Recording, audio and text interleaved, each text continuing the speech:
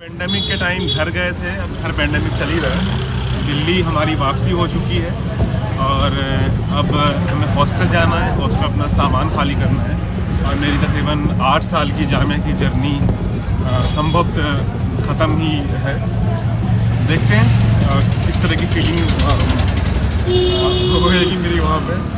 बाकी का अपडेट फिर देखने के लिए आप इस पूरी वीडियो को देखिए।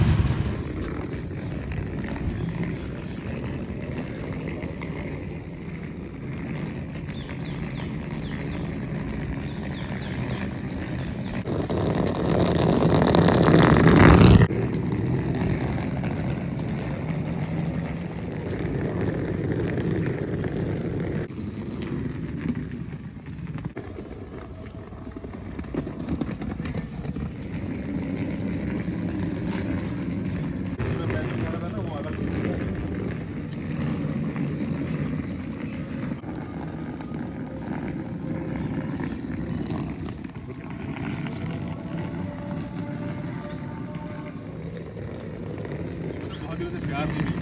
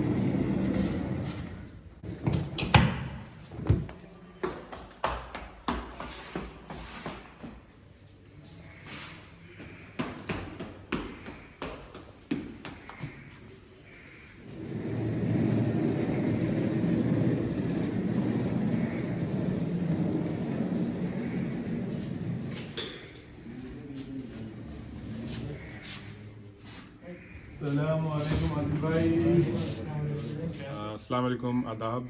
मैं मुदस्सिर नज़र। इस वक्त कह सकते हैं कि मैं पास आउट हूँ या फिर क्योंकि मेरे एक्सेप्ट MCRC बाकी सब किसी को डिग्री मिल चुकी है, तो बस ऑन गोइंग है हम लोग अपने जामिया की जर्नी से। मैं 2008 में दिल्ली आया था। उसके बाद फिर पहली बार मैंने टेस्ट दिया क्लास 9 का, उस बार सिलेक्शन नहीं हो पाया।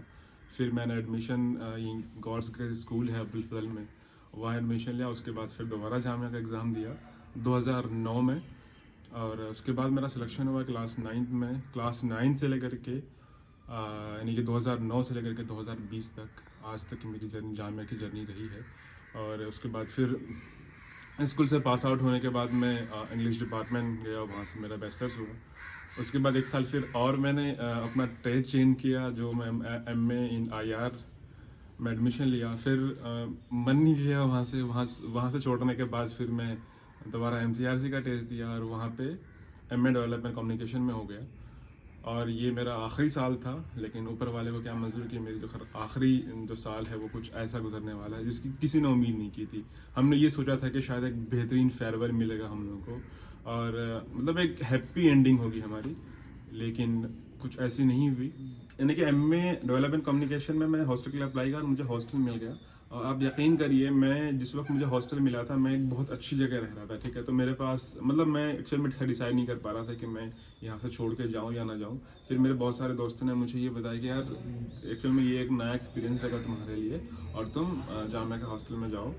फिर मैंने ठीक है जामिया के हॉस्टल में आया, और शुरू के 2 दिन तो मुझे इतना बुरा लग रहा था क्योंकि मैं उन लोगों के साथ रह रहा था। मेरा अपना करीबी दोस्त है जावेद के साथ रह रहा था।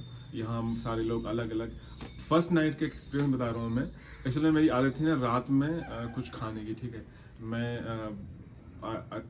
ठीक है, डिनर कर लिया था क्योंकि डिनर का टाइम भी बहुत अर्ली है यहाँ पे, 7:30 से लेकर के 8:30 पौने 9 तक मिलता है आपको। लेकिन उसके बाद मुझे तकरीबन 12 या 1 बजे भूख लग गई और कुछ भी नहीं था मेरे पास खाने के लिए। किसी के तरह मैं पानी पिया और पानी पी करके रह गया। उसके बाद फिर बहुत ठीक ठाक चला। फिर उसके बाद क्योंकि 1 साल कंप्लीट करने के बाद आपको एटलीस्ट अगर आप मास्टर्स के स्टूडेंट हैं या फिर पीएचडी के हैं तो आपको ये ऑफर मिलता है कि आप अपना हॉस्टल चेंज कर सकते हैं, आप 3 सीटर से 2 सीटर में आ सकते हैं। फिर मैं अल्लामा इकबाल आया। अल्लामा इकबाल में 2 सीटर में मुझे मिला। पहली बार जो मुझे हॉस्टल मिला था वो एफआर के हॉस्टल था, फजलुर रहमान खान जो बांग्लादेश के एक रिनाउंड वो है आर्किटेक्ट है, उनके नाम से ये हॉस्टल है। तो जब मैं वहाँ 3 सीटर वाले हॉस्टल में आया तो वहाँ मुझे यानी कि 2 जूनियर्स के साथ रहने का मौका मिला।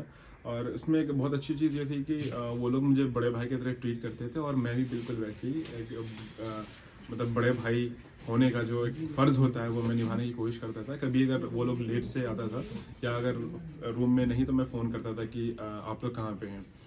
उन दोनों का नाम था फ़िरोज़ और एक का नाम मुझे याद नहीं आ रहा है, फ़ैयाज़। ठीक है, तो अक्सर मैं फ़ोन करता रहता था। तो ठीक है, कई दफ़ा मेरे साथ भी बिल्कुल वैसे ही हुआ कि मैं अगर लेट से आया हूँ तो वो दोनों में से कोई एक मुझे फ़ोन करके पूछ रहे थे कि मुदस्सिर भाई आप कहाँ पे हैं, कितनी देर में आ रहे हैं। तो ये एक चीज़ ना मतलब क्या होता है कि आप हालांकि वो आपकी इतना करीबी नहीं है लेकिन एक रिलेशन बिल्ड हो जाता है दोनों रूममेट या फिर तीनों रूममेट के बीच, जो कहीं ना कहीं आपको एक ना सेंस ऑफ बिलोंगिंग यानी कि देता है, जो मुझे जामिया में यकीनन मिला है। उसके बाद वहाँ से आने के बाद मुझे अल्लामा इकबाल में एक बड़े प्यारे रूममेट मिले जिनका नाम आदिल ख़ान है। आप मास्टर्स कर रहे हैं वहाँ से फ़ाइन आर्ट्स से, एक बहुत अच्छे आर्टिस्ट हैं। उनके बहुत सारे पेंटिंग मैंने देखी है जो मुझे बहुत पसंद आया। यहाँ पे ऑलमोस्ट मैं पर्टिकुलरली बात करूँ खाने की, क्योंकि जामिया आने के बाद सब किसी की शिकायत रहती है या फिर कुछ लोग अच्छा लगता है ठीक है यार कि खाना कैसा मिल रहा है, तो मोरलेस खाना ठीक ही था कंपेरेटिवली। मुझे मतलब मेरे हिसाब से मुझे वो यानी कि अफाकी का खाना ज़्यादा अच्छा लगा था अल्लामा इकबाल के। भले यहाँ पे लोग कम हैं, बस दोनों हॉस्टल में जो मुझे फ़र्क ये नज़र आता है कि वहाँ पे क्या है कि वहाँ पे आपको डिप्लोमा के बच्चे भी मिलेंगे, अलग अलग कोर्स के बच्चे मिलते हैं, तो बहुत छोटे छोटे बच्चे भी इनके साथ रहते हैं। तो वो बच्चे रात में किसी वक्त किसी भी वक्त चिल्लाते रहते थे या कुछ करते थे। अल्लामा इकबाल में वो चीज़ आपको नहीं मिलेगी क्योंकि सब सीनियर बच्चे रहते हैं, बहुत शांत, हार्डली आपको कुछ रात में चिल्लाते हुए बच्चे मिलेंगे। तो ये कुछ चीज़ें हैं मतलब दोनों हॉस्टल को हम कंपेयर करें तो। बाकी ऑलमोस्ट मैं 12 साल की दिल्ली की जर्नी में तकरीबन 11 साल मैंने जामे में बिता, बहुत अच्छा लगा। लेकिन अफसोस की बात इस बार ये रही कि यार हम लोगों ने जो सोचा था ना कि फेयरवेल बहुत अच्छा मिलेगा, लेकिन कोरोना ने सब सारी चीज़ें बर्बाद कर दिया। और हॉस्टल के दौरान जब लॉकडाउन हुआ था तो लॉकडाउन में मैं हॉस्टल में रहा था, उसका एक्सपीरियंस बिल्कुल एक अलग है। मैं एक्चुअल में चाहता हूँ कि मेरे दोस्त उमर से कि इसके ऊपर एक अलग से वीडियो बनाया जाए जिसमें हम पर्टिकुलरली लॉकडाउन के बारे में बात कर सकें। ठीक है, पहले मतलब आप ये समझ कि मैं 2 साल हॉस्टल में रहा ना, 2 साल और 2 महीना वो बिल्कुल अलग है। मैं एक ऐसा लड़का हूँ कि हॉस्टल में सिर्फ रात में रहने के लिए आता था, खाना खाना था और ठीक रहने के लिए। लेकिन कोरोना के दौरान, लॉकडाउन के दौरान मुझे 24/7 एक रूम के अंदर ऑलमोस्ट रहना पड़ता था, तो उसका एक्सपीरियंस एक्चुअल में बहुत बहुत अलग है। हॉस्टल तकरीबन 4 साल से रह रहा हूँ। 2 साल ख्वाजा हॉस्टल में और 2 साल इस अल्लामा इकबाल हॉस्टल में रहे हैं। और हमारे अल्लामा इकबाल हॉस्टल में रूममेट मुदस्सिर भाई काफ़ी अच्छे इंसान थे, लेकिन साथ में बहुत आलसी भी थे। पड़े रहते थे, नाश्ता नहीं करना, रूम पे पड़े रहना। रूम पे कम ही आते थे, लेकिन जब आते थे तो थोड़ा कम ही निकलते थे बाहर। मुदस्सिर भाई के दोस्त तो आते थे कभी कभी, कोई उमर, निहाल, एक आते थे निहाल शायद नाम था, सिगरेट आके रूम में फूकते थे तो मुदस्सिर भाई उनको भगाते थे बाहर।